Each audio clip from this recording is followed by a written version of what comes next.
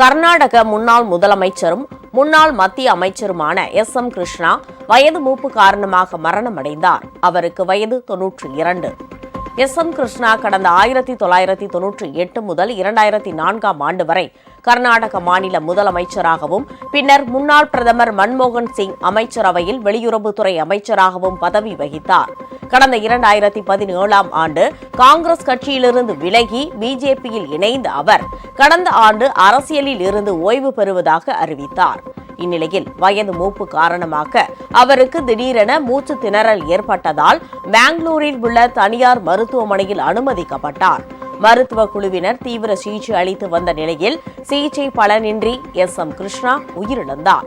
இதனிடையே தமிழக சட்டப்பேரவையின் 2வது நாள் கூட்டம் இன்று காலை 9:30 மணிக்கு கூடியது. அப்போது முன்னாள் மகாராஷ்டிர முதல்வர் எஸ்.எம். கிருஷ்ணா, கோவை தொகுதியின் முன்னாள் நாடாளுமன்ற உறுப்பினர் மோகன் ஆகியோரது மறைவுக்கு இரங்கல் தெரிவிக்கப்பட்டது.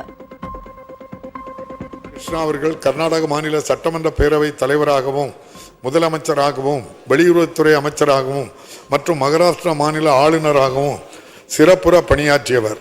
1960ஆம் ஆண்டுகளில் இருந்து மாண்புமிகு முன்னாள் முதலமைச்சர் டாக்டர் கலைஞர் அவர்களோடு நெருங்கிய அரசியல் தொடர்பு கொண்டவர். மேலும் பத்மபூஷன் விருதை பெற்ற பெருமைக்குரியவர். அன்னாரது மறைவால் அவரை இழந்து வாடும் அவரது குடும்பத்தினருக்கும் கர்நாடக மாநில மக்கள் உள்ளிட்ட அனைவருக்கும் இப்பேரவை தனது ஆழ்ந்த இரங்கலையும் அனுதாபத்தினையும் தெரிவித்துக் கொள்கிறது. இந்த இரங்கல் தீர்மானத்தை நிறைவேற்றும் முகத்தானும் மறைந்த இப்பெருந்தகைக்கு மரியாதை செலுத்தும் வகையிலும் மாண்புமிகு உறுப்பினர்கள் அனைவரும் எழுந்து நின்று 2 மணித்துளிகள் அமைதி காக்குமாறு கேட்டுக்கொள்கிறேன்.